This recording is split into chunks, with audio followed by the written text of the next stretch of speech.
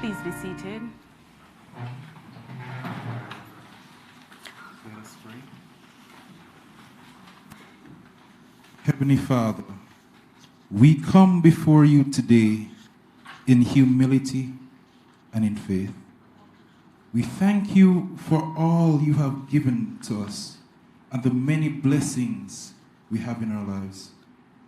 We ask you, Father, for your guidance and your strength. Show us the way and fill us with courage, with wisdom.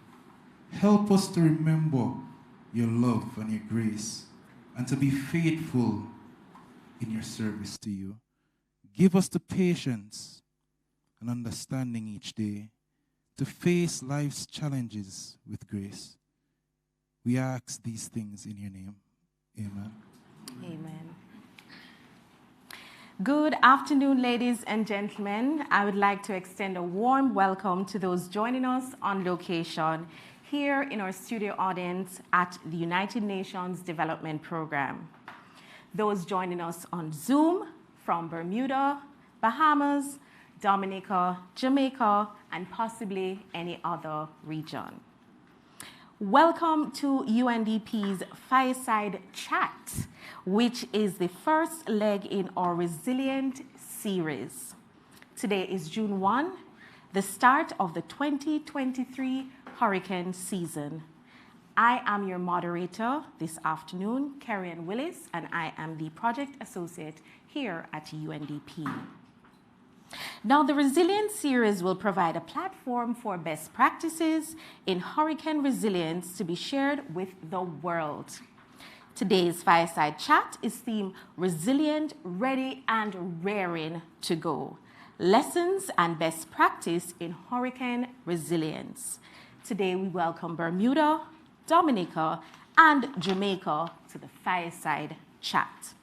Today, we will be hearing from Mrs. Denise Antonio, our resident representative here at the United Nations Development Program, Ms. Rosie Azar, Permanent Secretary at the Ministry of Home Affairs in Bermuda, Mr. Richard Thompson, Director General acting at the Office of Disaster Preparedness and Emergency Management, ODPEM, as well as Mr. Samuel Garrett, Resilience Planning and Development Consultant, Climate Resilience Execution Agency,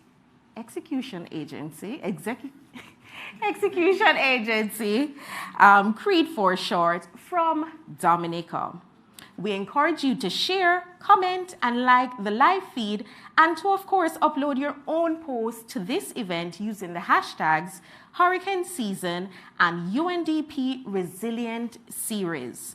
During the Q&A, of course, there will be an open mic here on location and on Zoom for guests to participate. Guests on social media, please write down your questions and we'll be sure to share them.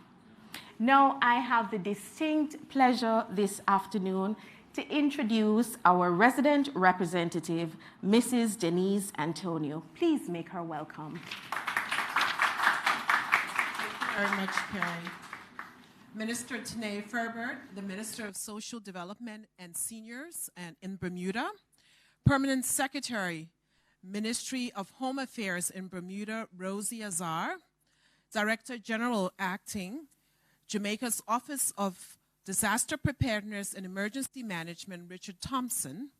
Resilience Planning and Development Consultant of the Climate Resilience Execution Agency for Dominica, Samuel Corrett. Representatives of the ministries, departments, and agencies, academic institutions here on location and online, members of the media, ladies and gentlemen, good afternoon to you. Let me wish you a warm welcome to those present here in our conference room in UNDP multi-country office in Jamaica, and also to our online viewers on day one of the 2023 hurricane season. So as we know that in this era of climate change, hurricane season re-energizes the global conversation about resilience. As climate change continues to affect the frequency and intensity of weather events, and and the impact of natural disasters, including the financial costs, only increases. Therefore, building resilience and properly planning for disaster is very critical more than ever. So let me just give you a little bit of statistics. In 2020, there were 416 notable disasters, natural disasters event, at an estimated $268 billion. According to IMF data, between 1950 and 2016, there were 511 disasters worldwide, and 324 of them happened here in the Caribbean, killing about 250,000 people and affecting more than 24 million people through injury, loss of lives, loss of homes, and of their livelihood. So our region is 7 times more likely to be hit by natural disasters and sustain damages to GDP 6 times higher than any other large nation in the world. So the Caribbean is not helpless. There's a lot of significant solutions that are being done to mitigate the impact of climate change. And that's why we're here today to actually hear from some of the countries that are doing really, really good things, and it's an opportunity to showcase the Caribbean. The head of UNDP, the administrator, Mr. Achim Steiner, insists that the world has the knowledge, expertise, technology, and all that it needs to in innovation, knowledge sharing, risk-taking, market transformation to address this issue of climate change. There's a lot of work that UNDP has done through the multi-country office to support a number of countries, but also there's a lot of work done in the Caribbean with the United Nations in supporting that. For example, we have been able to provide support to countries in terms of disaster risk assessment, our housing and building damage assessment, which the Bahamas has used and Dominica used during their time. We've helped in building back better policies. We've provided technical advice. There's access to our global network, which can actually support the disaster risk resilient skills throughout the world. This support is something that we've done in our last programming cycle. We're doing it now, even in our current 2022 to 26 cycle. Now, under our previous country program, we unfortunately, and I say unfortunately because we don't want to do this, to support Turks and Caicos and the Bahamas after, of course, we all know in 2019, Bahamas had Hurricane 5, Dorian, which really caused a lot of destruction in Abaco and Grand Bahama. And so we were able to help them in building the capacity of MSMEs to be able to build a more resilient business and to support some of the restorations of their livelihood through some micro grants. We help in a number of areas. We're currently also working in the Bahamas, really through the India-UN partnership, to support the government in building a hurricane resilient shelter in Abaco, and you will hear a lot more about that in the series. So let me just give a few suggestions in terms of how do we continue to build the resilience in the Caribbean, because like I said before, we're not helpless, we can do it. In reading documentations, they gave 4 suggestions, and I'm sure all of you who are online and here present experts, you know it. 1, they said identify the trends. And the important thing about doing that is that we have to have data. And we know that there is a dearth of data in the Caribbean. So when you want to do reports, you can't find the data. So data will drive a lot of the work we do. The other thing is enhancing the risk mitigation. You need to have public-private risk mitigation. You need to have disaster response and business continuity. You need to modernize, implement stringent building codes requirement. Bahamas has really good building codes. The challenge they had was enforcing them. Bermuda, you will hear from them, have really strong building codes, and they enforce those codes. We have to improve our communications. And then we talk about transferring risk. How do we transfer the risk? You have to develop insurance and investment strategies to protect the people and the assets of the country.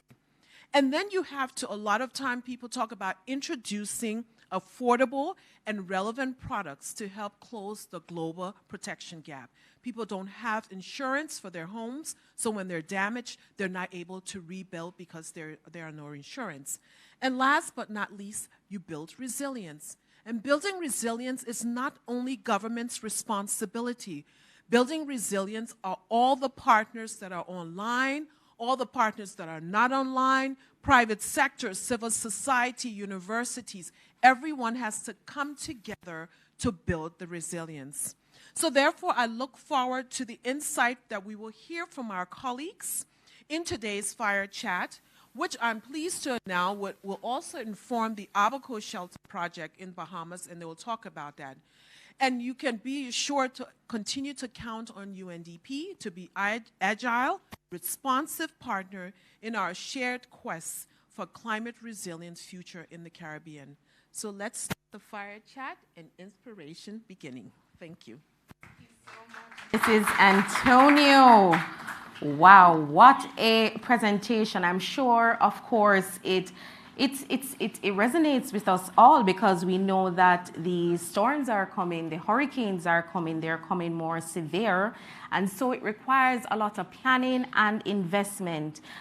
You would have heard Mrs. Antonio speak to indicate that we need to foster more public-private partnership. And most importantly, we are not helpless. We are not helpless. We have a lot to offer, a lot of lessons, a lot of solutions, and intertwined in that, of course, is the importance of innovation and digitization to ensure that we're using data to drive policies. And I'm sure today we'll hear from some of our guests, of course, who will mention resource mobilization as a key pillar to creating the change that we want to see in terms of how we respond and adapt to the impacts of climate change. Now it's time for our fireside chat. And first up, of course, we have our representative here from the Office of Disaster Preparedness and Emergency Management, Mr. Richard Thompson, who is the Director General acting. But before we do that, may I ask you to turn your attention to the screen as we play a short video on the work of ODPEM. Hello, I'm Joyce Reynolds Robinson, and I'm the Information Officer here at the Office of Disaster Preparedness and Emergency Management. And I'm going to tell you how to hear what we're about and what you could expect from us. So sit back, relax, and enjoy the information. Who we are. The ODPEM is the main government agency with responsibility for disaster risk management in Jamaica. Our mission statement is, ODPEM is committed to leading the process of reducing the impact of disasters in Jamaica through comprehensive disaster management. What we do: hazard mitigation and vulnerability assessment, business continuity planning, national and community disaster planning, training, simulation and drills, research services, public education and awareness, and library services, just to name a few. Thank you for watching and follow us on our social media pages. All right, thank you so much. So first in the hot seat, the fireside chat begins, is Mr. Richard Thompson. Now, he will share on Jamaica's telecommunications best practice for disaster preparation, recovery, relief, and resilience. Now, Mr. Thompson, when someone thinks of disaster, the first thing that perhaps comes to mind is the social impacts in terms of families being dislocated, communities, and in general, the physical infrastructure. Now, please share the critical impact and importance of telecommunications on disaster and resilience. So that creates a little context and framework. What are some of the key practices implemented in Jamaica for disaster recovery, relief, and resilience? All right, thank you very much. Good afternoon, everyone. First, let me say, I know we're in the Caribbean, and cricket is one of the main sports in the Caribbean, if not the main sport, even though the West Indies cricket team is currently not doing very well. Even though the West Indies cricket team is currently not doing very well. I played cricket in school and in university. No, I play cricket in my mind. But I was never first at bat. Was never opener, but today I am one. But it is good to be a part of this forum, and we are at the beginning of the North Atlantic hurricane season. And this morning we had the National Disaster Risk Management Council meeting, chaired by the Most Honorable Andrew Holness, Prime Minister of Jamaica. And I know we are talking about more resilient infrastructure and around our telecommunication systems, but resilience goes way beyond just infrastructure. It also looks at our legislative framework. It also looks at our systems of business, our administrative systems of business. And we are very sound in Jamaica. We have probably one of the best disaster risk management framework globally. And I proudly can say that even when I am overseas, that we have a very robust and solid disaster risk management framework. And coupled with that is a very modern legislative arrangement that makes our system very sound, because as part of our daily disaster risk management processes, our legislative agenda has to be up there. It has to be very strong, and that was one of the, coming out of the HFA, coming out of the Hyogo Framework for Action and coming into the Sendai Framework. Your countries needed to have strong legislative agenda. And so we would have moved in that vein even way before the HFA, because the Caribbean disaster risk management, our Caribbean disaster risk management framework, CDM, our comprehensive disaster risk management agenda in the Caribbean actually predates HFA, and so we have been doing that for some time. So that's part and parcel of the systematic process of building resilience, resilient infrastructure, resilient administrative system, and strong legislative arrangement. So that's where we are.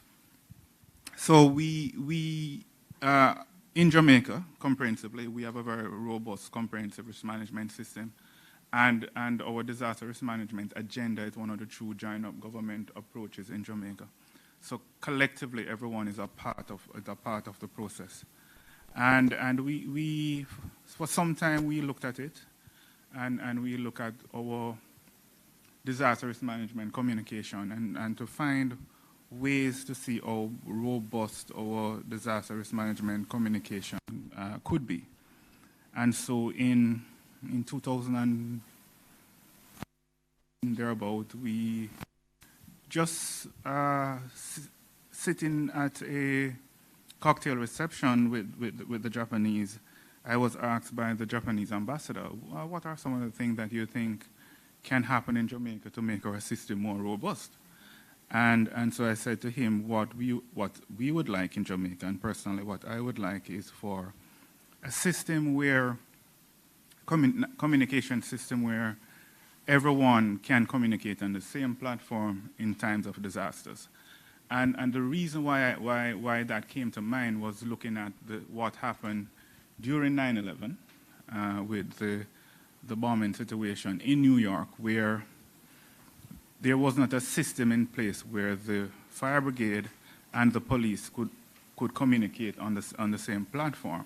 And so that led to a lot of the firefighters perishing in the building, because while the police were coming out, them seeing the danger that existed then, the firefighters were going in order to provide rescue operation to persons there. So it was significant for us to say, let us look at a system where we can all communicate on the same platform. Even though we had a disaster communication system in place, however, we had separate systems. And so we started the process then, and we got support from JICA in terms of building out our disaster risk management communication apparatus. And it's to ensure that we are modernizing our present systems in terms of emergency communication. In disasters, without proper emergency communication, you're literally dead in the water. You'll be operating blind. And so a part of resilience is to ensure that you can communicate and you can have not only emergency communication for the state entities that are and private entities that are a part of the process, because public-private partnership is critical, but you can ensure that within that communication apparatus that you are providing early warning for community personnel. So the current system that we're building out have roughly 24 repeater stations that will work to provide information, pump emergency messages across the network. And we saw it fit to include within that siren sites that will be placed in communities that can provide early warning signals and early warning messages to communities. Currently, we have one existing siren site, which is a tsunami warning siren in Old Harbour. Old Harbour is one of the model communities in Jamaica that is I would say is a resilient community in terms of the work that has gone into Old Harbour. It is the community that takes, one of the communities, I should say, that really takes disaster risk management seriously. And so that prototype, which is in Old Harbour, will be replicated throughout this current project. Old Harbour has done significant work in its community training and ensuring that whenever that siren goes off, even in the simulation activity, that they take it serious. I remember we did one simulation exercise, and I think a lady did not know that it was a simulation exercise. We did a tsunami warning simulation exercise, and while she was running up the street, she was saying, and she was being videoed, and she called out a lady. I don't remember the name of the lady, and she said, "If you find my kid's birth certificate, please." Please take it to me. So she did not know that it was actually a simulation exercise, but because they were so trained, she took it seriously, and she was responding to the event itself. So a part of our resilience building as well is to ensure that your population is sensitized and that they do respond to disasters, and they do respond to messages that are granted.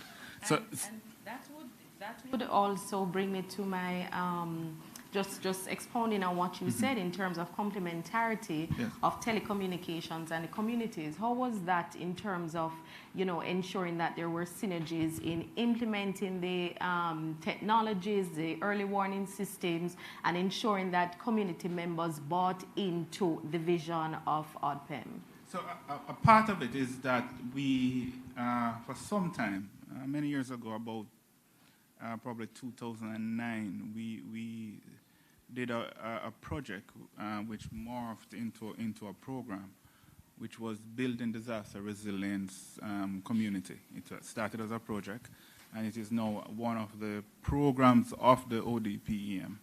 And a part of that is to ensure that we are building out resilience in communities. We train community members. We build out community disaster risk management teams.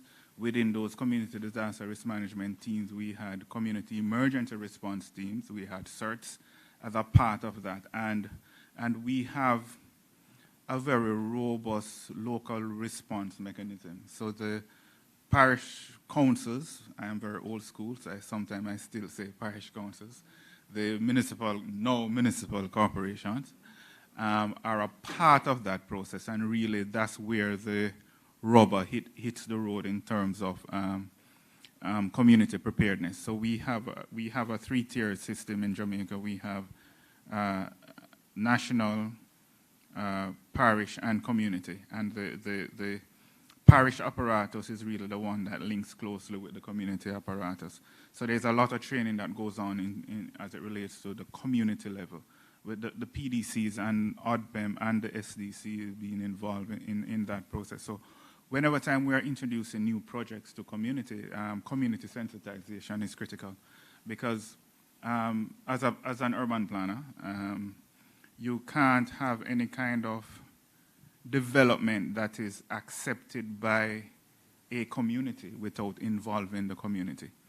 And so once individuals feel that they're a part of the process, and not only that they are introduced to the process, but they have a collective input and response at the beginning of the project, then that goes over better, and then there is better continuity, because there is individual ownership in terms of the project itself. So that's what we do whenever time we are building out any project, or we are doing any training, any activities around disaster risk reduction and emergency and disaster preparedness, that we involve the community at the outset, and we involve the community disaster risk management teams.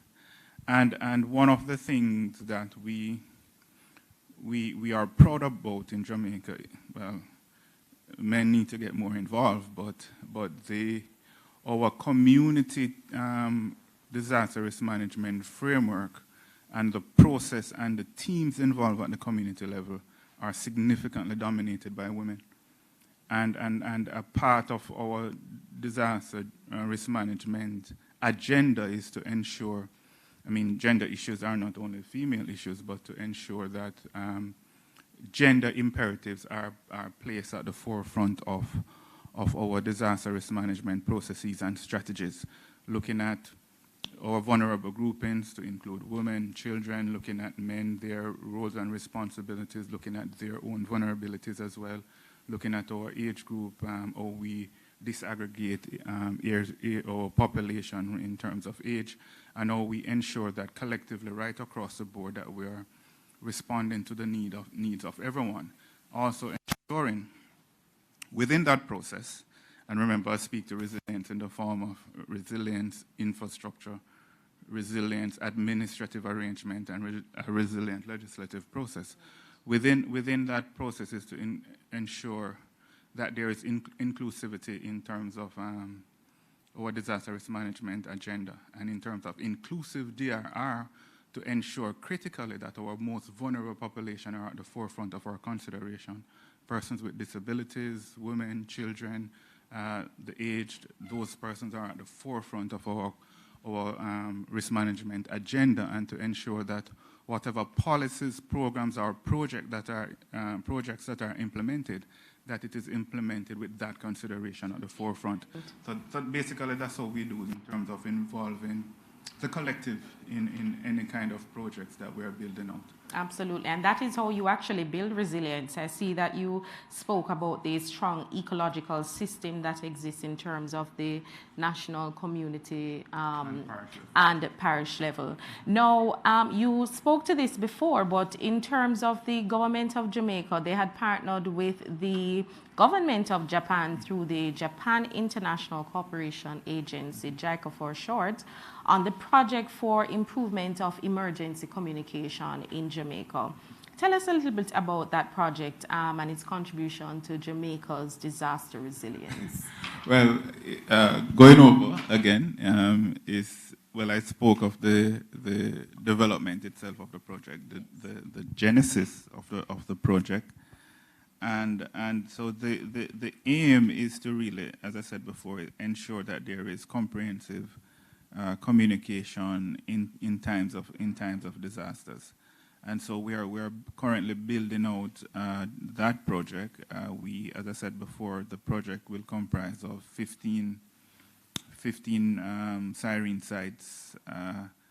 14 within the project. 15 we will end up with 15 overall, to include the current Olava Bay tsunami warning siren site.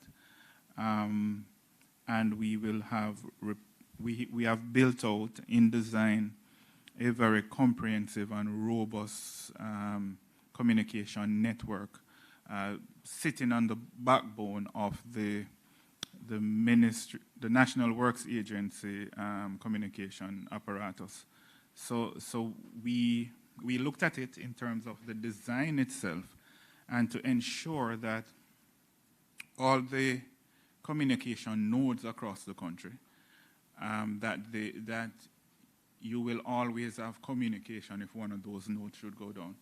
Because at times you find that you build out a community, a national communication apparatus, but it is not robust enough where if you should have a major hurricane, a major earthquake, and there is breakage in the communication system, then some communities are left without communication, or you're unable to get communications coming from certain areas. So the network itself is a very robust network that lend itself to continuity if one of the nodes should go down. As the beneficiaries within that will be the significant to it is the Jamaica Fire Brigade and the Ministry of Health and Wellness that will have communication radios being played, and the local authorities, they are part of the process as well. We'll have radios in mobile radios, base station, and our main communication centers.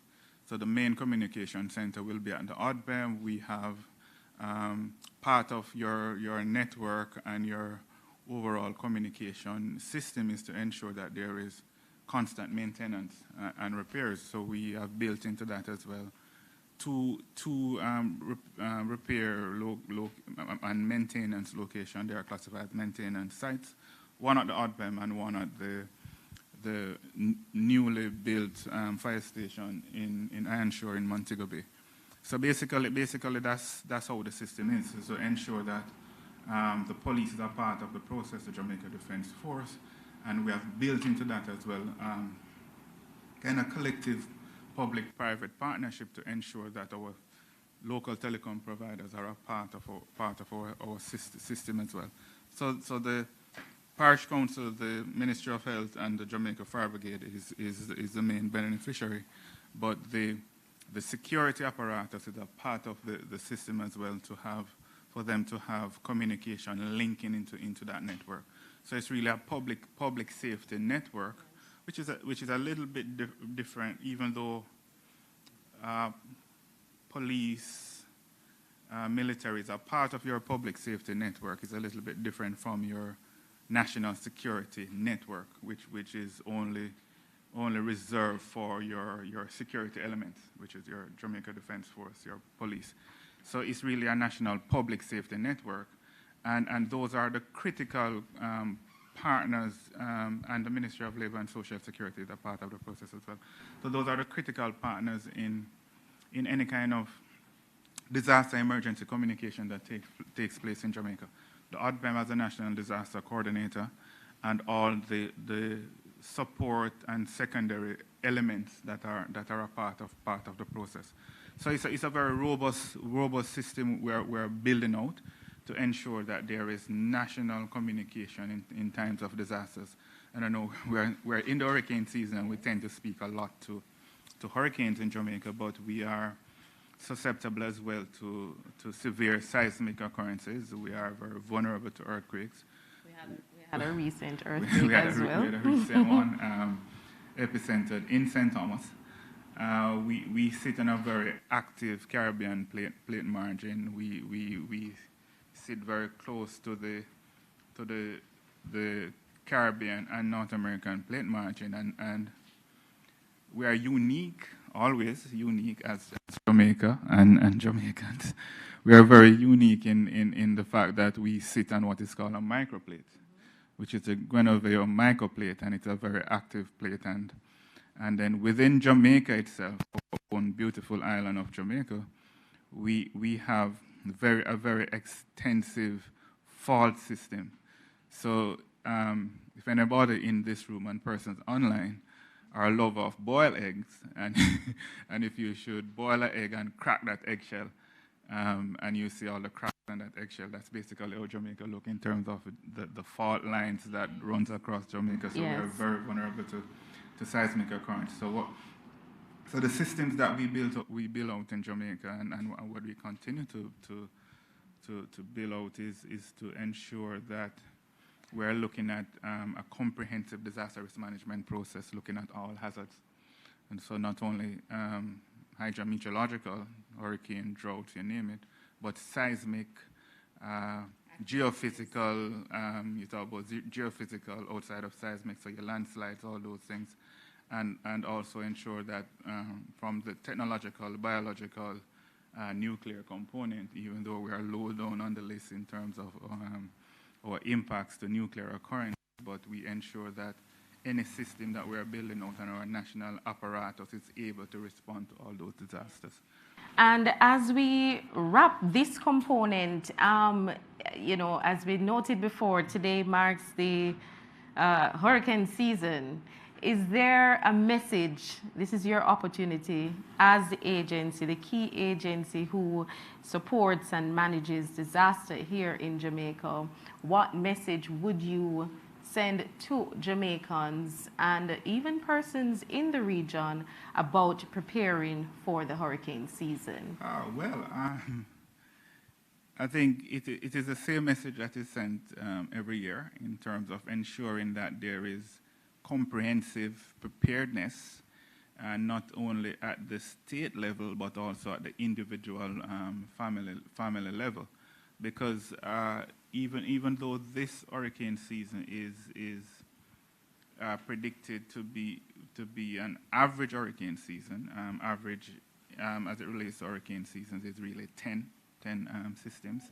But I think the prediction thus far, and they tend to modify it over the season, is for 14 named storms, 7 to be hurricane, 3 to 4 to be major hurricane, and you're talking about category 3 and above. We always say in the disaster risk management arena that especially for small island developing states that have very fragile economies and economies that are built on fragile sectors, agriculture, tourism, those sectors are very fragile. It takes only one system to really devastate your economy. So it requires us to prepare comprehensive preparedness from the state level all the way down to the individual level. Absolutely. So that's the message. Comprehensive preparedness from state level or individual level. There you have it, ladies and gentlemen. Please let us show our appreciation to Mr. Richard Thompson, who is Director General Acting of the Office of Disaster Preparedness and Emergency Management. Thank you. Now, up next, we have Dominica. Now, in 2017, the country was devastated by a Category 5 hurricane and is now world-renowned for its vision to become the world's first climate-resilient nation. Isn't that something audacious? Dominica is seeking to be the world's first climate-resilient nation.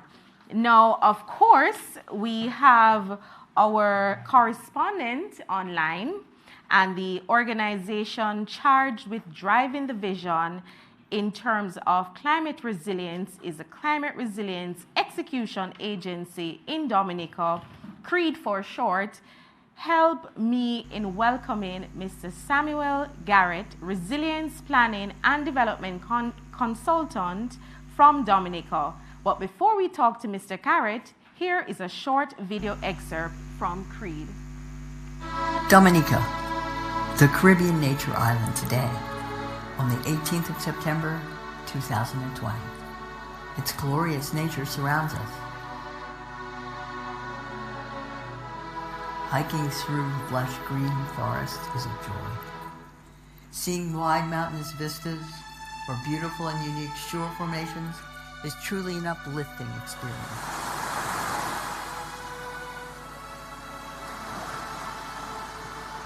This land of many waterfalls and rivers has plenty to offer, despite being just a small volcanic island.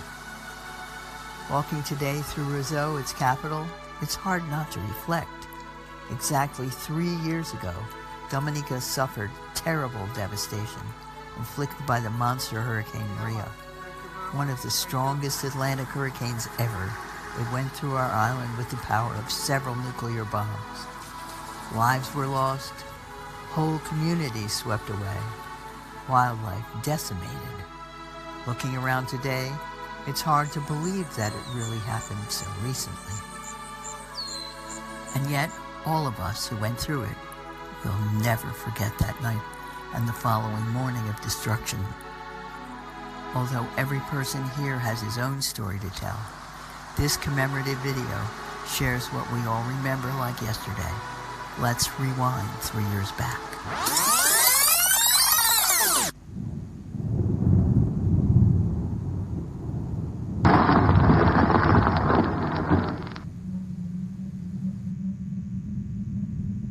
Many trees fell. Some of those still standing in the forest simply died of impact and shock. Green color practically disappeared.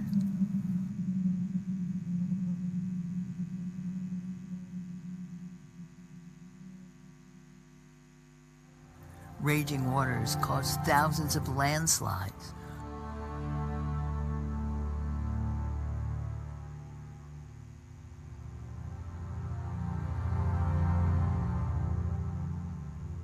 Water pushed huge boulders down from the mountains, creating avalanches of debris.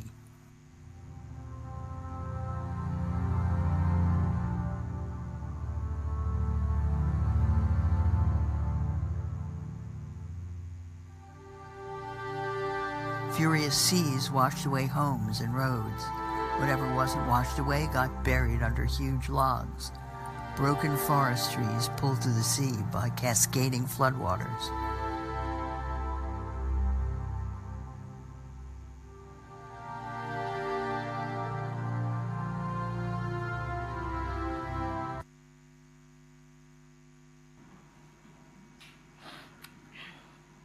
All right, so good afternoon, Mr. Carrot. How are you?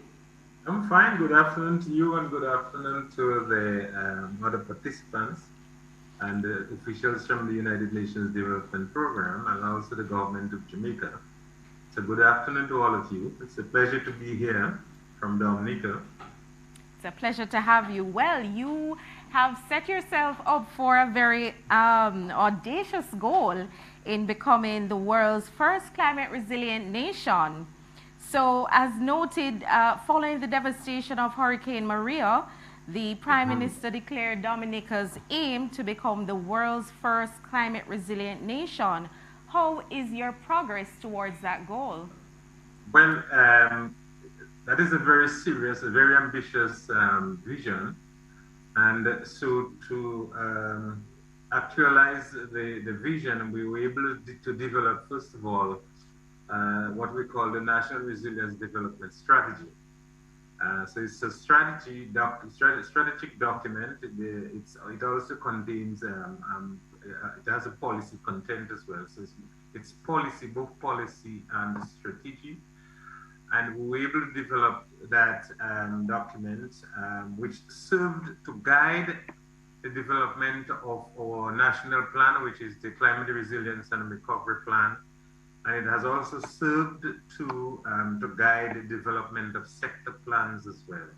So we do have a full national resilience development framework that we can work with.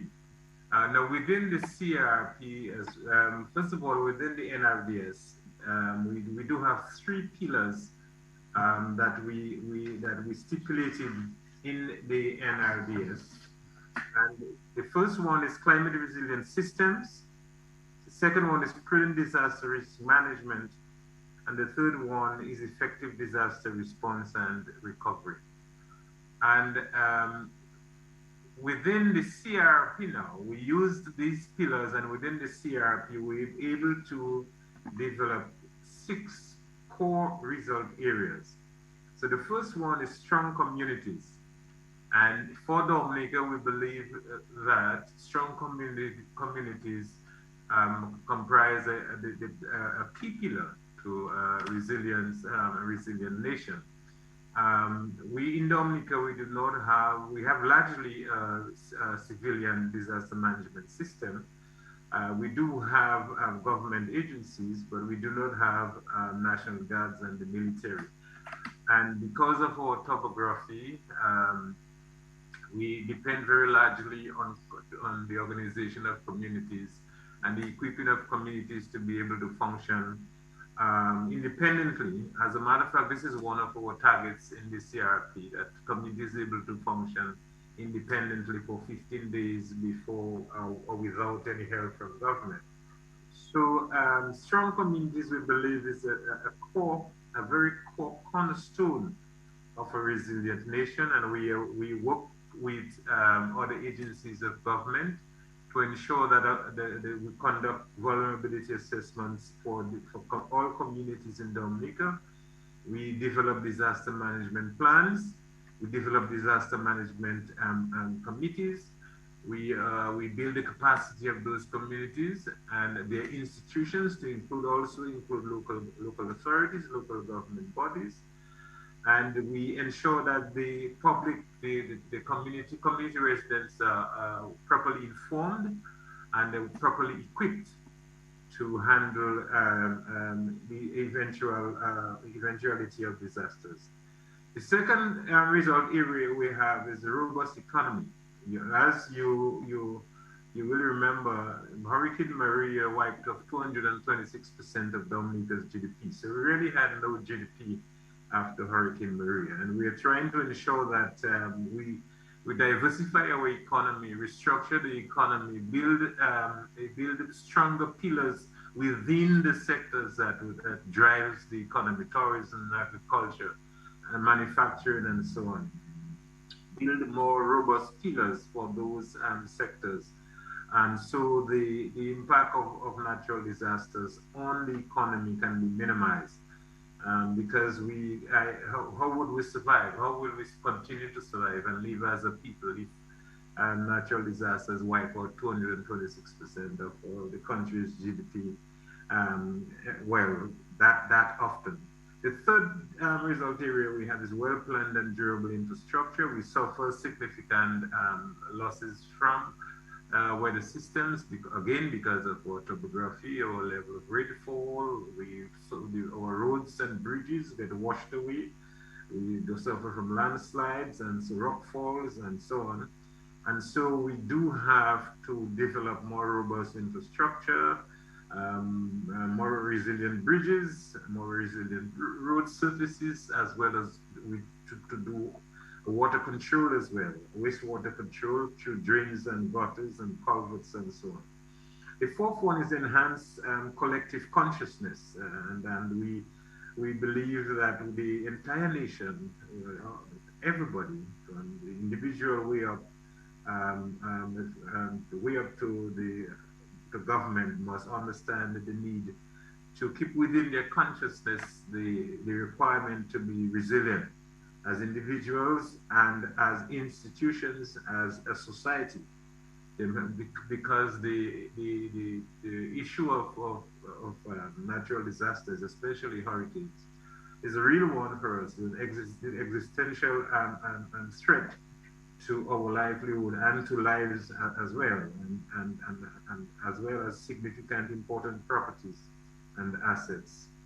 And the fifth one is strengthen institutional systems, and that is working within the government system as well as the private sector and civil society to strengthen systems, especially in introducing within those those institutions, the issue of resiliency, resilient systems that are able to cope and to survive natural disasters and to respond and recover very effectively post disasters. And the final one we have is protected and sustainably leverage natural assets. And Dominica, as you know, we do have some natural assets that we need to continue to preserve. We currently we're exploring in a very big way our geothermal resources. We do have fresh water, and we have lots of forests. And so our water system depends very largely on our forest and ecosystem. And so there are certain assets that are important to our survival and livelihood as a people. And so these are the 6 core result areas. And from these result areas, we're able to develop 20 targets, 20 climate resilient targets. And I'm not going to go through them, but we were able to use these. My other question to you, I was going to ask what are some of the benchmarks? So you would have indicated some of the result areas, but I was going to ask what are some of the benchmark, the milestones that will give you an indication to say that Dominica has now reached its target of being the first climate resilient nation. And also very briefly share with us the timeline in which you are working with. In what year are you saying Dominica will become the first climate resilient nation? Let's keep it short. The target is 2030, and we do have 20 individual targets we're going to use to assess the country's level of resiliency. And we have put in place a reporting system. First of all, implementation, monitoring, and reporting system. So the government agencies, these are the agencies that implement most of the projects. We also work with the private sector as well, and they report as well. But so we have a system of reporting in place, and the system, the indicators and the reporting system is actually based on the 20 indicators, 20 targets as indicated in the CRP. All right, thank you. And my other question to you, I am sure it will take quite a bit of resources to get this actually going. So in 30 seconds or less, can you share with me what has been Dominica's resource mobilization strategy? Well, the first thing is we, post Maria, we had some savings. We had cash that was set aside for these eventualities, and so we were able to use some of that to do recovery and rehabilitation. But as well, we got quite a bit of support from our bilateral partners, from the European Union, the World Bank, from the Caribbean Development Bank, and all those Caribbean governments, we shouldn't forget them, as well, provided support to us. And so we were able to mobilize quite a bit of support, cash, as well as material support, as well as personnel. So we had the soldiers from Jamaica, for example, that came to assist us and to provide security and bring back order in the country post Maria. So our sources of funding, there were many, and a lot of it came from our own resources, especially from the Citizen by Investment program. All right, and my final question is, what lessons have you learned as a nation, and in light of that experience, what advice would you give to governments and communities? Okay, well, the first thing is that it's good to have a vision. It may be very ambitious, but it's good to have a vision. Vision helps you to set your goals and so forth. And if you're able to interpret and understand the vision and spread the vision very clearly, and give it substance, give it structure, and capture it like we did in a single document. In the NRBS, for example, we're able to capture that vision and give it meaning and structure and got it to make sense so people could understand it, and it can be projectized. We could develop projects from some of the strategies that were outlined in the NRBS. And basically, importantly, for any country that wants to manage disasters and build resiliency within their society is to ensure that you have a clear vision, ensure that you have a proper framework with policy and strategic documents, and they shouldn't be too burdensome, and ensure that you have a plan and a system where that national plan can inform your sectoral plans, and put in place a system of implementation, a system of accountability, which includes reporting, monitoring, and the other issue, the important issue, is all that must be done in a collaborative way, in a cooperative way.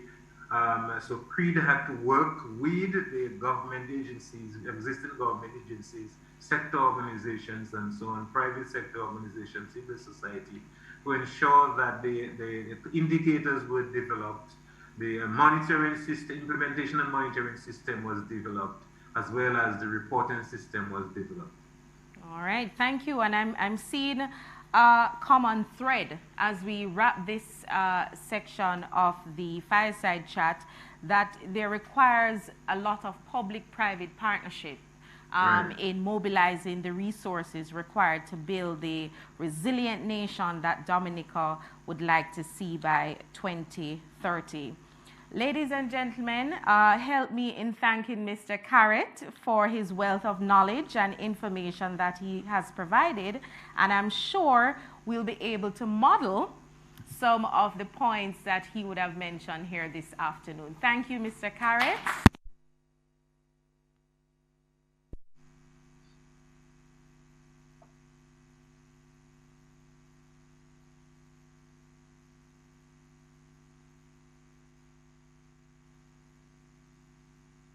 A global prize is to be awarded to the city or country that achieves the peak of disaster resilience.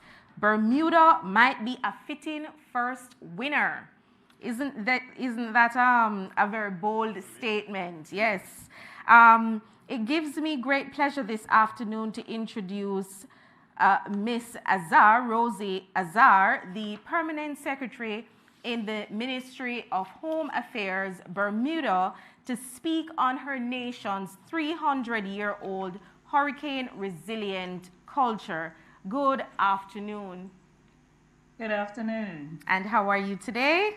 I'm fine, thank you. All right. I want to say first, I did not provide that little piece of a first prize. It was provided by someone else, but thank you anyway.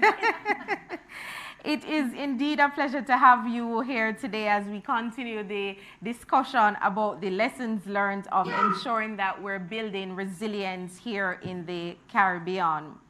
Now, what makes the buildings special in Bermuda? Please describe them so that we can have a very vivid picture in our mind. Just to start, to give some history before that, it's not that we started with 300 years ago, somebody decided that we needed to have a hurricane or to build for hurricanes. We had to build out of need. Bermuda is very isolated, 700 miles from the west and 700 miles from the Caribbean, the closest land to us. So we had to find ways of using our own materials to build. So we also had no natural water source at the time except rain. So when our, for instance, it started with building what would become tanks to hold the water. And it is reported that when they were building the tanks, they realized that the Bermuda stone would make good material to build houses. And from there, it would build slate for the roofs. So if anyone's seen our houses, number one, the Bermuda roof has become the standard for Bermudian vernacular architecture, but it was built that way out of the necessity to provide both shelter and water catchment. For if somebody is flying into Bermuda and they look down, all they will see are these slanted roofs which catch water. Thank you. So I don't have to describe too much. The interesting thing is, at the time, it was also built very smartly. They were strategically placed to take advantage of the leeward winds, the orientation where the sun would rise and set, normally high ceilings to help air circulation. And we had to design them that way because, of course, air conditioning did not exist. And until very recently, they were not affordable to the average person. Those roofs are normally lime washed to preserve the roof, and also it's another way of maintaining sufficiently alkaline pH balance that inhibits bacterial growth and allow the water to stay potable. The stone of our houses also provide a measure of insulation against the heat of the summer and the cold of the winters. Those elements have now been incorporated into our building codes so that all houses do not pass muster and do not get planning. If they don't get planning permission, they can't get electricity. So everything is tied in to ensure that our homes are well built. And by the way, the stone itself, we have to have a minimum of 8-inch up to 12-inch block, depending on which floor that we're talking about. So they tend to be able to withstand bad weather, whether it's winter storms or whether it's hurricanes.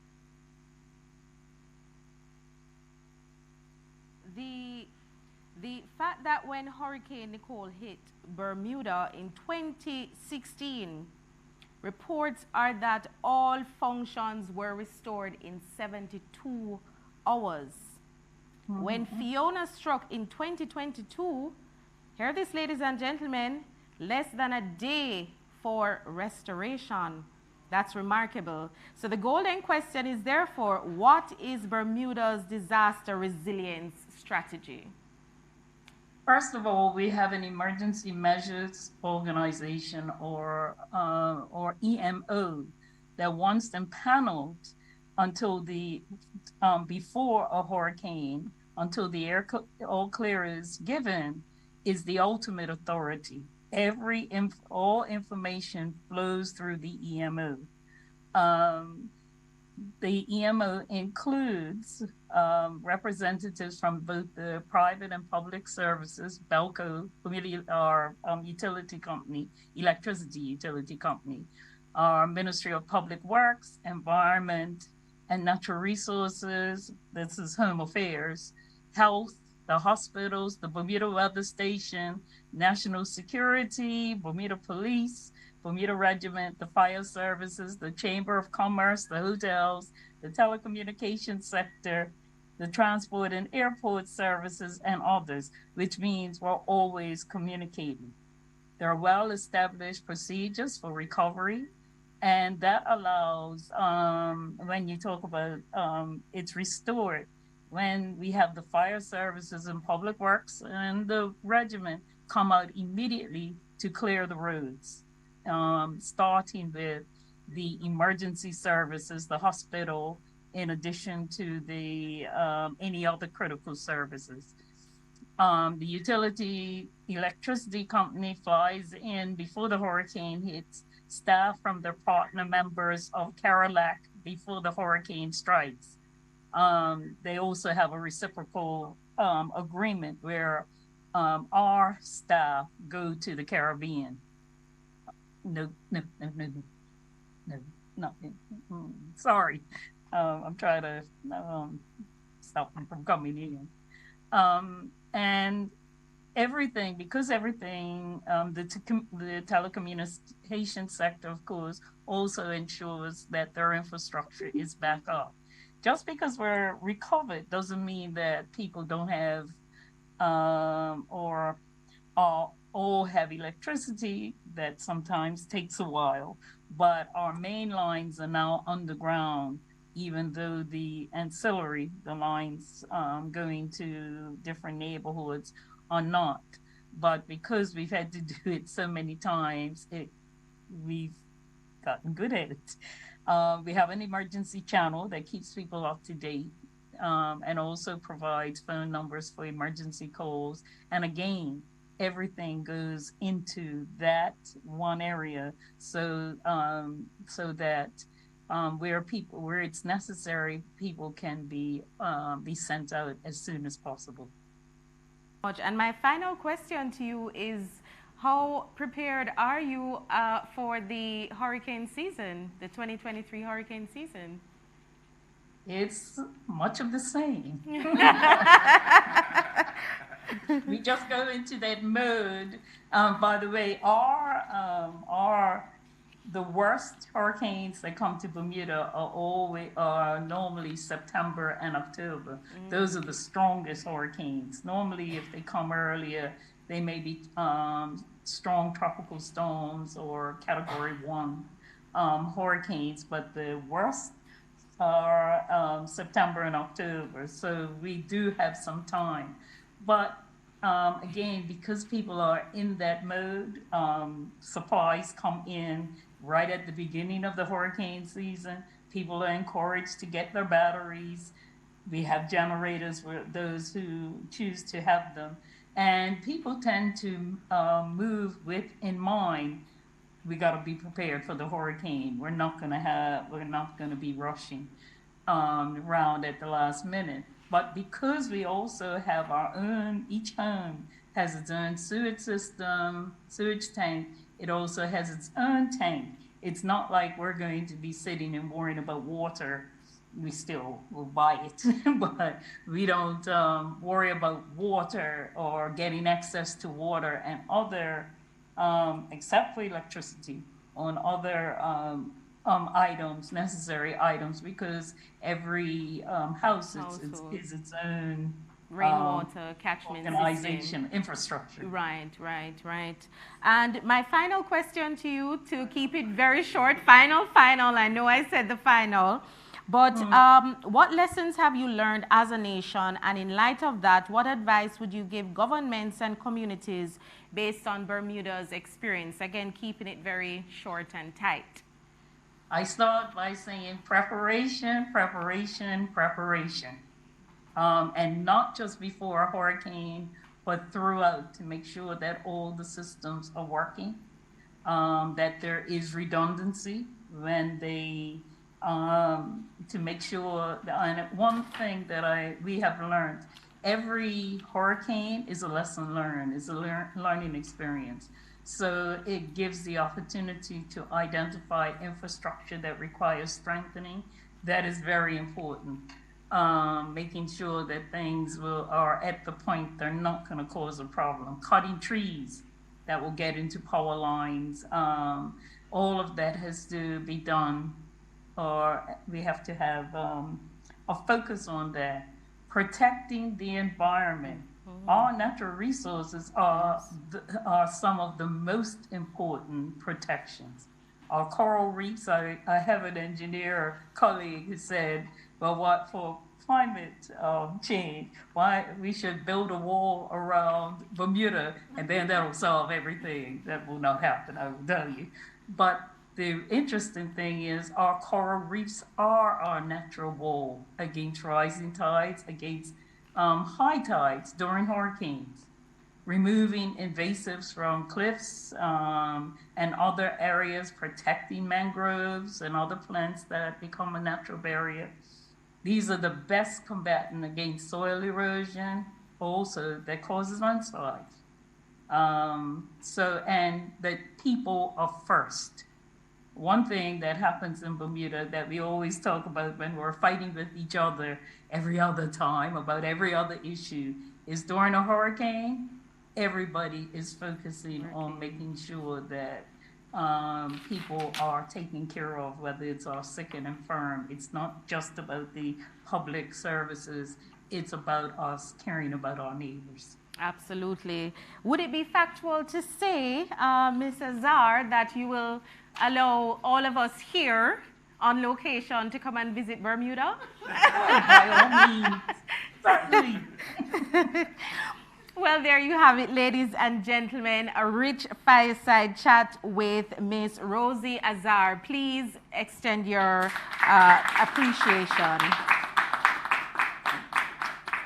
What an evening it has been. A series of robust discussion and sharing of lessons learned and best practices. And just to say that now more than ever, small island developing states are required to accelerate the pace of driving innovation to mitigate and adapt to the impacts of climate change. Of course, as we all know, there is a triple planetary crisis, and that is pollution, the climate crisis, and of course, biodiversity loss, the ecological crisis. And so they all come with distinct challenges, however, they're all intertwined. The essence of resilience requires all actors in society to work together to withstand the shocks and deleterious impacts of climate change. Now, I am going to open the floor very briefly to our guests online for the Q&A section, and I also open the floor to any questions or queries here on location. And of course, our guests on social media, please write your questions and we will be more than delighted to respond to them. In the meantime, we ask that you hashtag hurricane season, hashtag UNDP Resilient Series. And we have a question. Please state your name and your affiliation. Hi, good evening. My name is Aisha Pine, and I work with the UNDP. So my question is to Mr. Thompson. I'm actually from Clarendon. I once lived in Old Harbor as well. So I heard when you spoke about the siren that goes off if there should be a tsunami. So my question is, that siren that goes off, how far away from Old Harbor, or how far out do you need to be? For example, if you're in Clarendon, would you hear it? Would you know that there is an impending threat from a tsunami? You know, as I was sitting there, I was just wondering. Yes. Thank you. No. You could stay right. Oh, no, please join us here on the platform to respond to the question. In the hot seat. Yes, back in the hot seat again. Literally. Two things. There's actually a national emergency tone.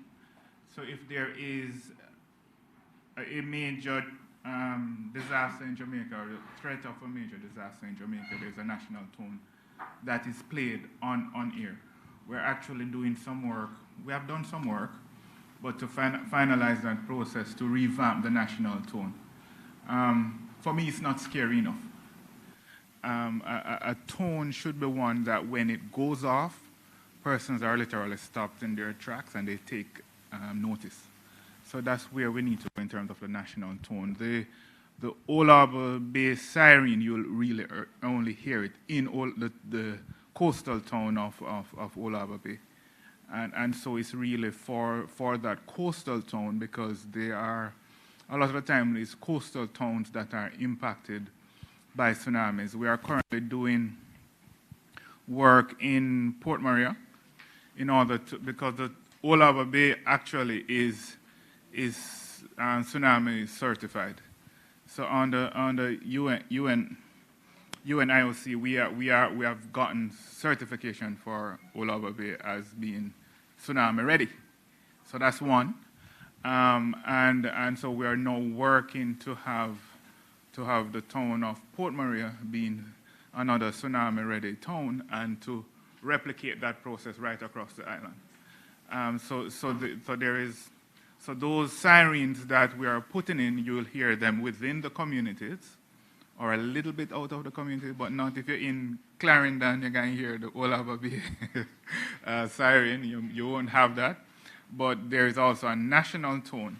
And what we are working on as well as part of our early warning process is to have mass notification.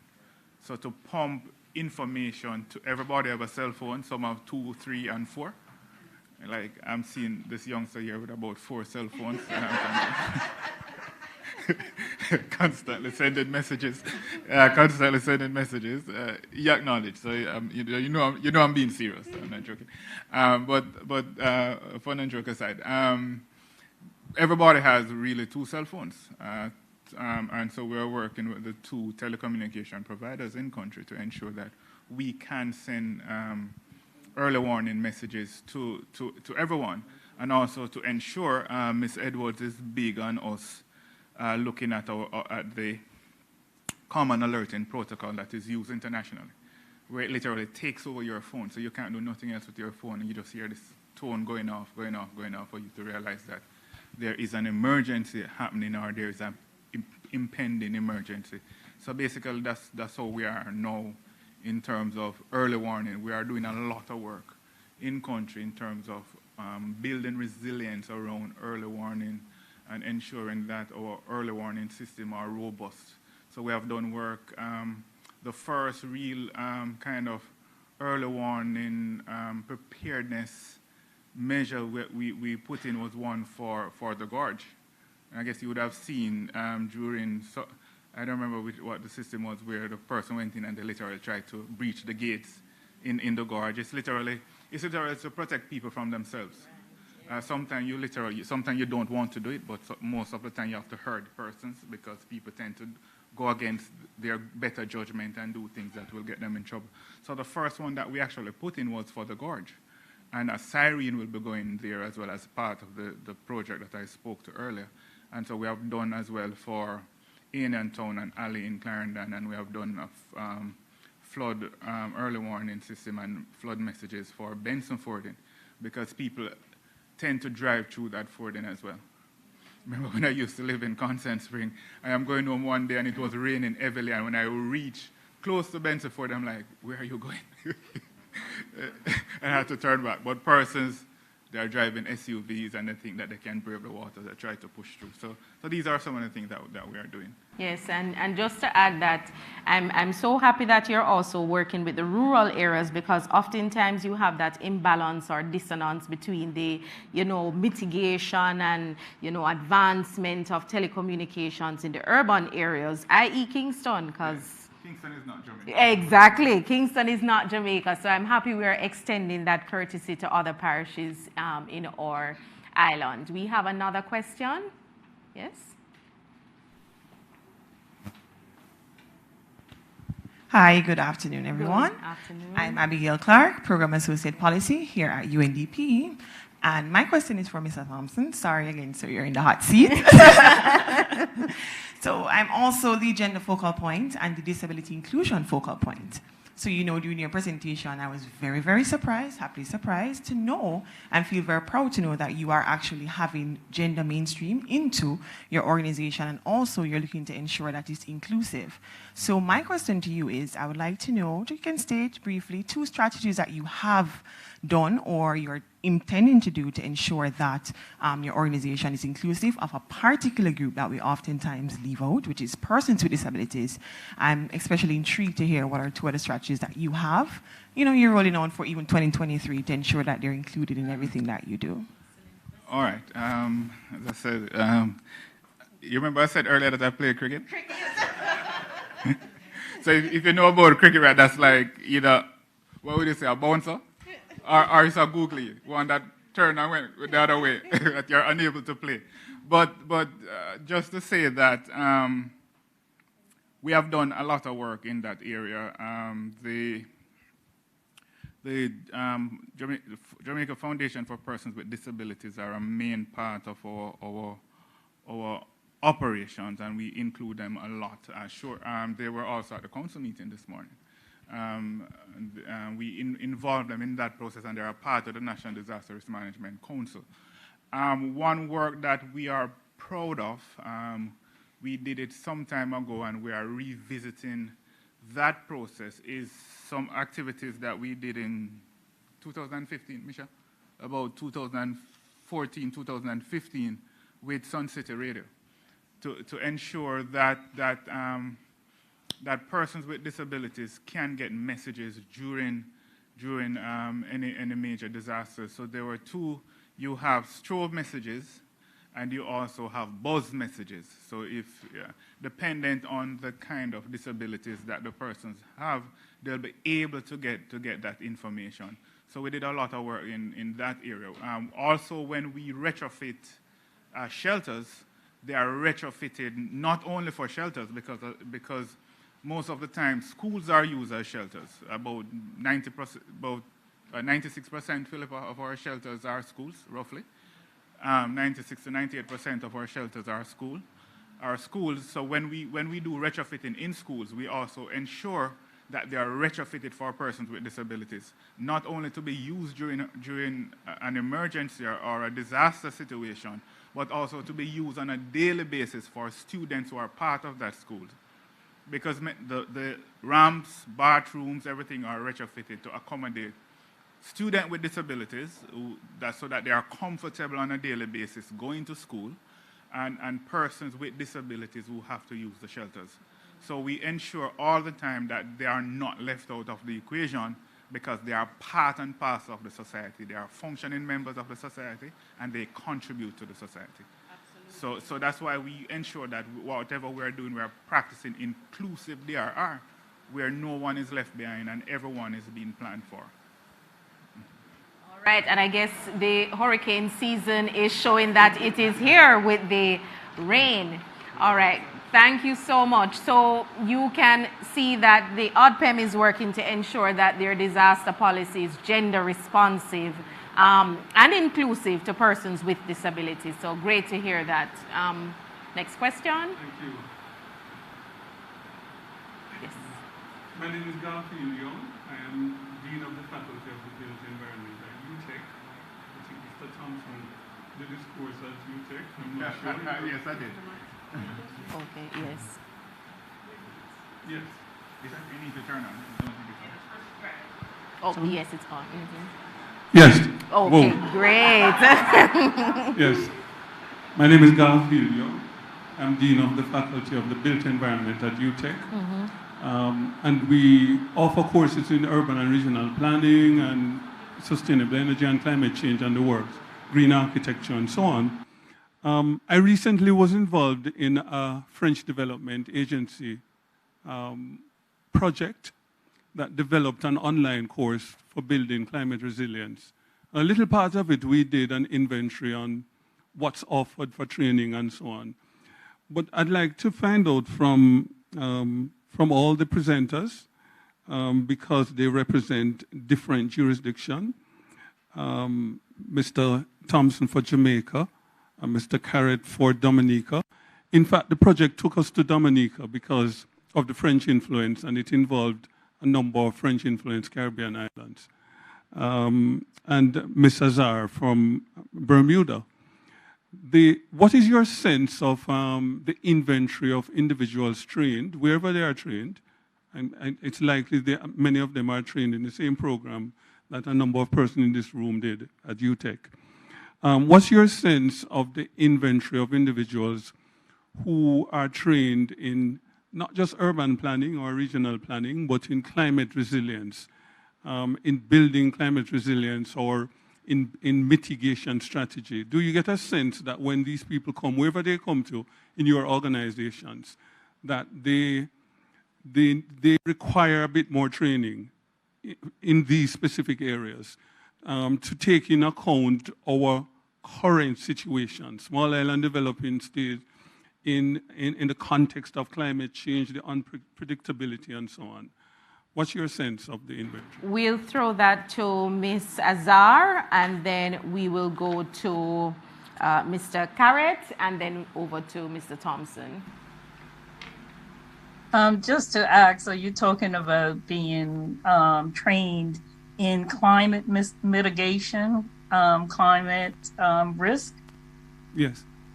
Yes, that's my specific question. So, if, for example, you employ an urban planner fresh out of a master's program, what's your sense of how ready, how prepared they are in regard to these issues, building climate resilience or mitigation measures in the context of climate change? Interesting that you asked that, because right now we have embarked, and when we're almost finished, on a climate study for Bermuda. That we were fortunate to have it funded by the UK also, and it's going to look at our critical deliverables over and to model up to 100 years.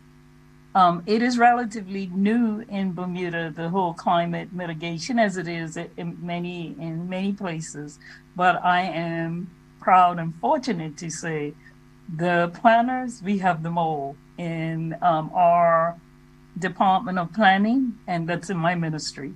Have all of the planners have to have a degree in urban plan, a certification in planning. In addition, in the Department of Environment and Natural Resources, we have the most scientists in Bermuda, and that's something to say because we also have buyers, we have the reinsurance, but they are focused on climate mitigation. That is their job. There will be new sciences based on what we will see in relation to climate mitigation, but we are satisfied. Remember, we're a small country of 60,000. So we're not talking about having to train a lot of people over in what we have, but everybody who's trained in those departments end up being trained in climate mitigation, environmental protection, and urban planning. Right, Carrot here from Dominica. I think there is an increasing interest in that field, the issue of risk mitigation, risk management, environmental management, and an increasing number of persons who return from further studies from universities and colleges. They do aspects of risk management and environmental management as part of the studies. And within Dominica itself, we do have updated building codes, updated building regulations, updated the standards, building standards. And we, when these were developed, we were able to go all over the country and provide training to building contractors in the new code, the new regulations, and the new standards. We also provided training as well to quite a few homeowners. So there is, I think, much broader understanding of the need to acquire these. That I think these particular knowledge areas, because of our experiences and so forth with tropical weather systems.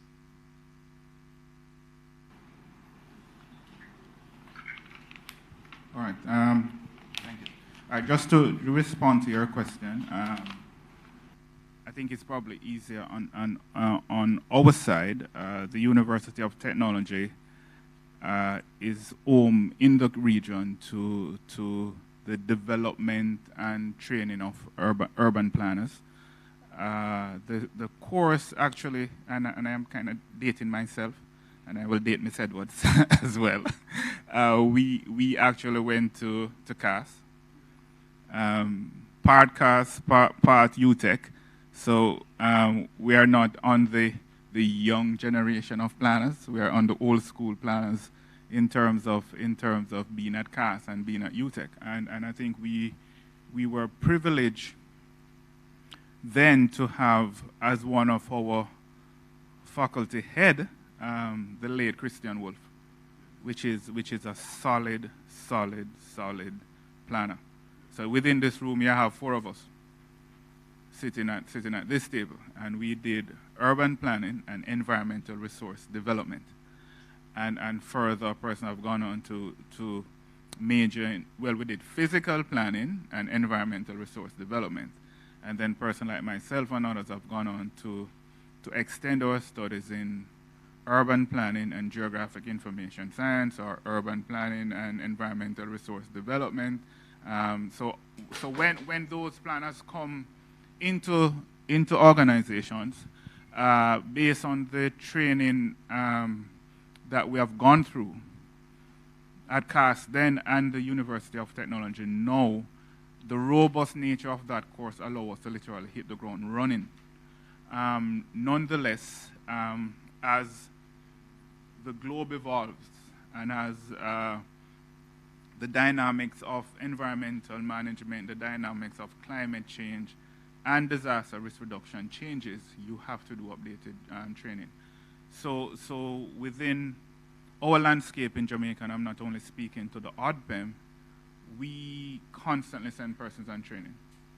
The National Environment and Planning Agency, ODPEM, the Climate Change Unit, MEGJC, local government, Ministry of Local Government and Community Development, now back to community development from rural development, is a constant upgrading and training initiative and an agenda to ensure that you are keeping in pace with what is happening globally. Because as a nation, and especially as a small island developing nation, we cannot be left behind. So, and as I always say to my team at the ODPEM, the business of disaster risk management is a moving goalpost. And climate change is also a moving goalpost. So what applies today will not apply tomorrow. So in order for you to be able to impact your nation's development and also to ensure that you're ultimately protecting your people, training and development is constant. It's ongoing, and globally you will get left behind. And also remember, we sit in a United Nations framework under UNDRR. We're a part of the Caribbean mechanism under SEDIMA, and when we go to these global conferences, we have to shine. we have to shine. And as I always said to persons that I am a very proud Jamaican. So whenever I have my nation's name on a digital plaque in front of me, or I have my nation's flag in front of me, I'm not there to play. I am there to properly represent and to show what we are capable of as a nation state, and also what I am capable of as a trained professional. So it is always ensuring that there is training, and also from an individual standpoint in terms of your individual development, is to ensure that you are constantly as well, you're doing your reading, you're doing your research, and you're upgrading yourself to ensure that you constantly have that mobility, you know, and you are constantly ensuring you are the best in your field. Absolutely. All right, we have our final question.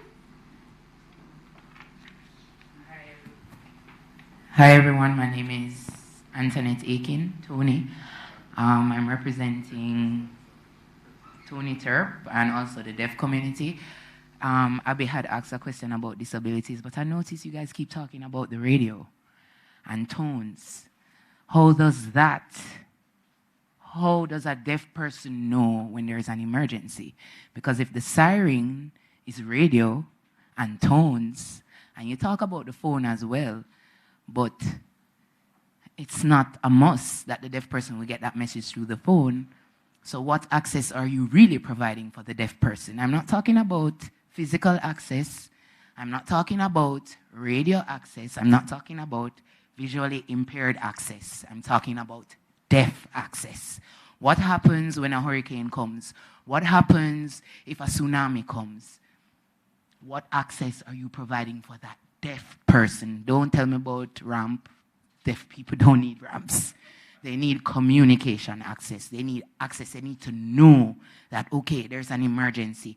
I can go back to, I forgot the hurricane. I think it was Sandy. a lot of deaf people had no idea, literally, until the day it came. And that's their experience every day. So what is ODPEM, Bermuda, Dominica? What is the Caribbean doing for deaf people? Because they exist.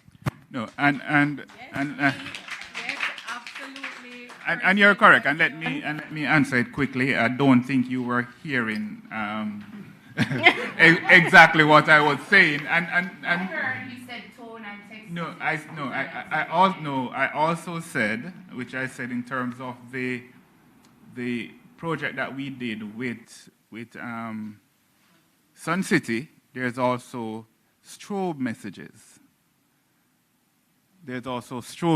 So and a part of what we're trying to build out now with the communication providers, you will get messages coming into your phone. So if you're able, once you're able to see, if you're hearing impaired, you'll be able to read those messages, and also if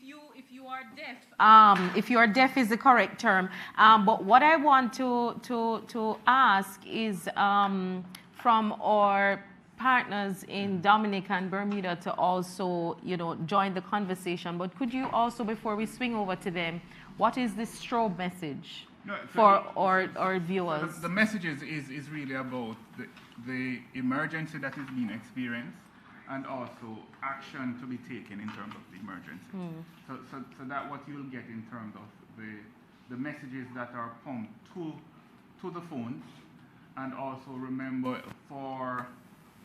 and that's something that we have to revisit. I remember it happening years ago when I was much younger, in terms of communication on television, where you get the messages running across the screen. And they will literally say for the hearing impaired, and you get the information.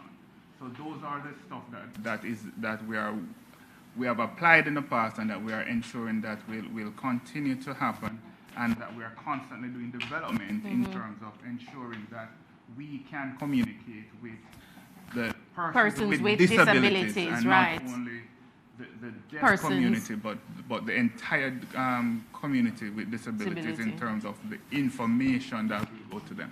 Absolutely, absolutely. Let us throw over to Dominica and Bermuda.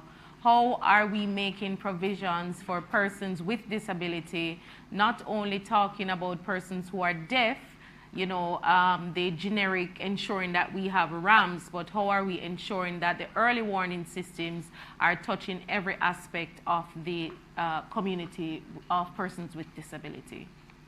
Well, from Dominica's side, this is where we emphasize the need for data collection. Data collection, vulnerability assessments at the local community level. And so we need to know who are the vulnerable people among us, and integrate their needs, their requirements into the community disaster management plan. So this is how we deal with it, and we haven't had many serious problems with that. But it is important to have data and to know where our people are and what their specific needs are.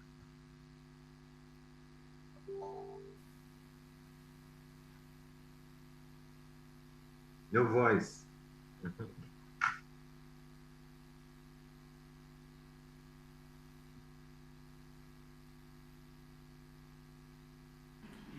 Okay, I can't hear you. So I will assume that you're turning it over to me. I will say I'm not going to try to answer when there is another ministry that is focused on that. And as the UNDP are aware, Minister Tanae Herbert is the minister responsible for social development and seniors, and has a specific responsibility for persons with disabilities. As has been said before, talking up to any disaster, there is always someone signing on the television, so they do get the opportunity to get the same message as the hearing public. However, what I cannot speak to is what happens when the power goes out. And that is something that I will talk to my colleague about, but I'm not going to pretend to answer for another ministry as it relates, or for the EMO as it relates to persons with deaf people in particular. So much for that, Ms. Azar. And of course, our very own UNDP member, Abigail Clark, recently led the development of an app that we launched in Bahamas. So, Abby, you want to share some more about that?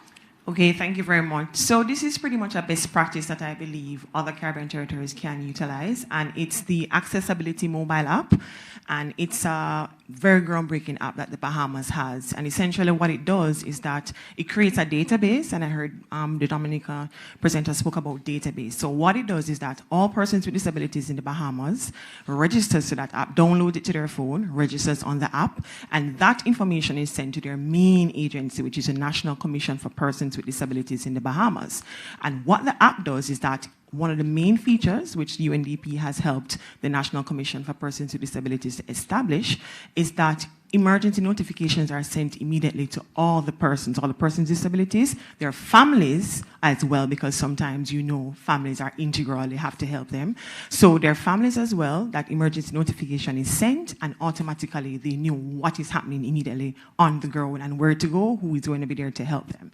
Now, that is something I believe as well, because the government is also looking to ensure, through partnership with their main telecommunications agency there, to ensure that it is no Wi-Fi will be required.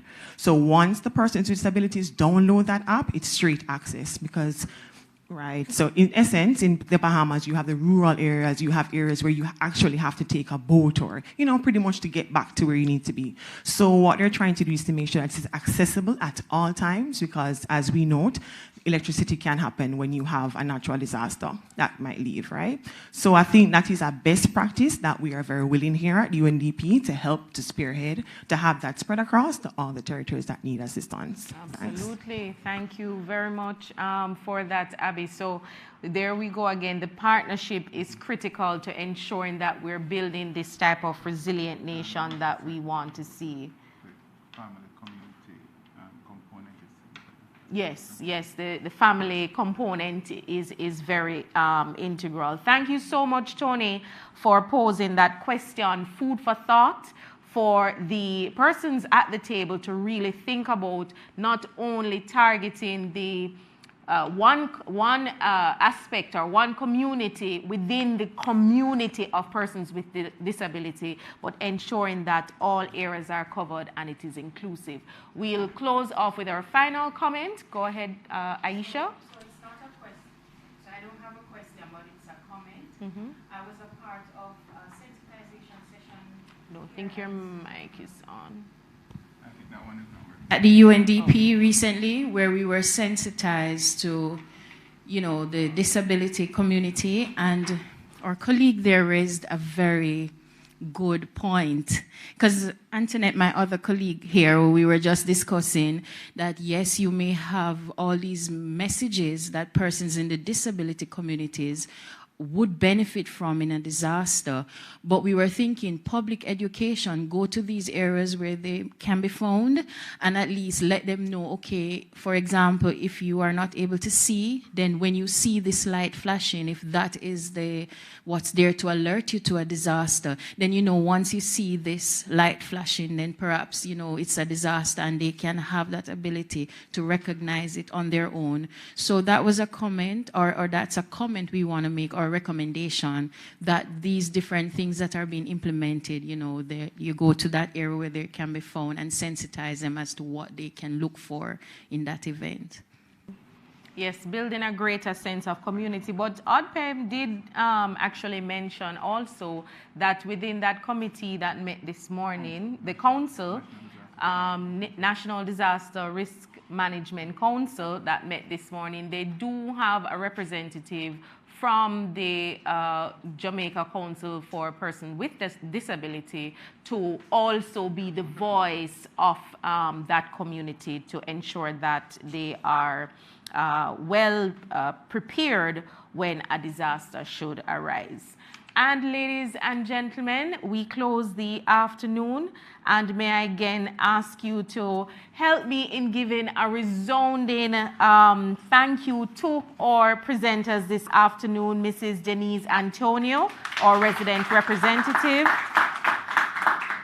Ms. Azar, the permanent secretary at the Ministry of Home Affairs in Bermuda, Mr. Richard Thompson, who has been in the hot seat,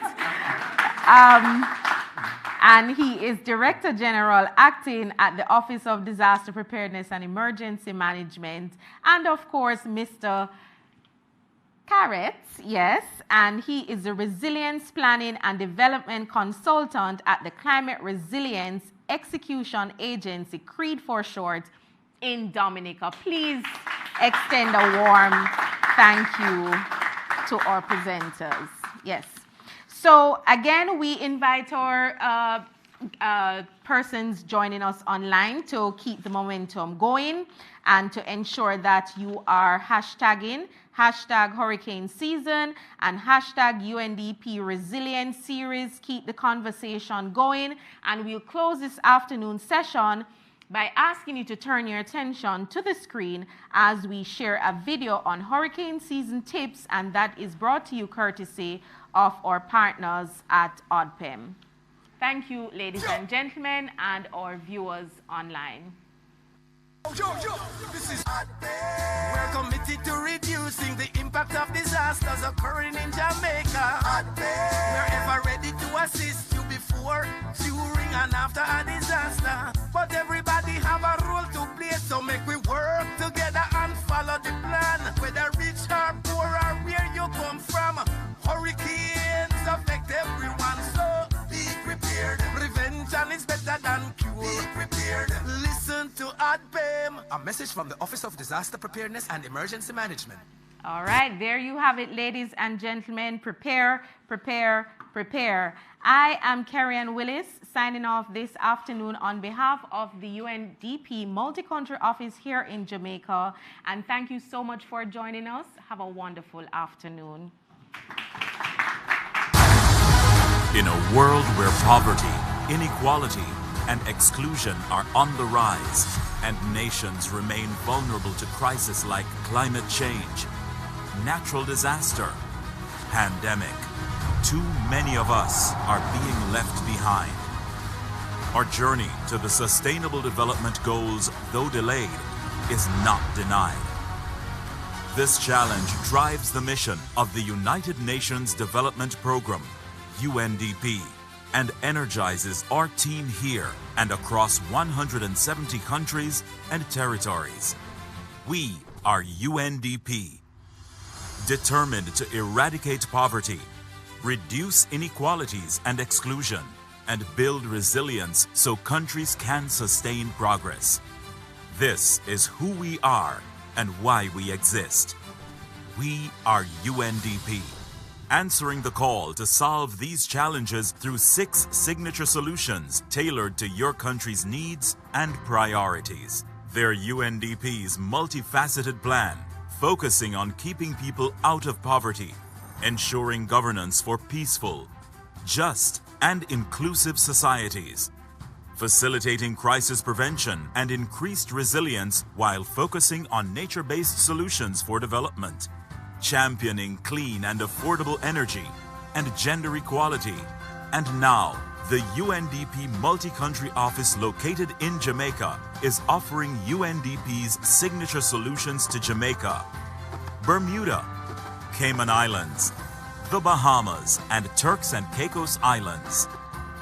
Our signature solutions are the inspiration for a new country program designed in partnership with government and civil society.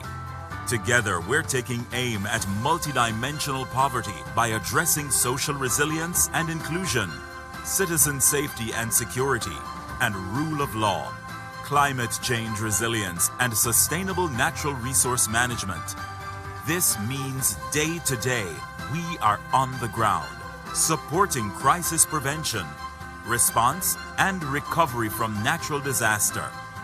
championing livelihoods that preserve and heal our planet, helping the vulnerable access opportunities to thrive, supporting countries accelerate action on climate change, supporting your vision for clean energy and water security, partnering for equity, justice, and security for all.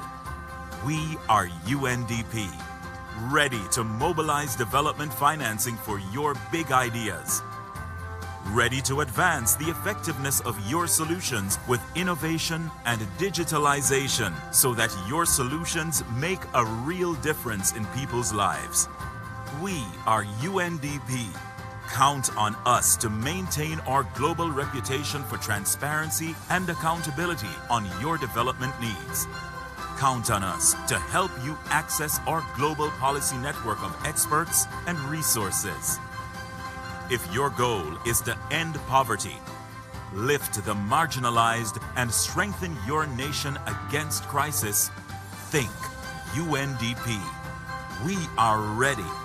We are ready to partner on your solutions to eradicate poverty, reduce inequalities and exclusion, and build resilience so your countries can sustain progress.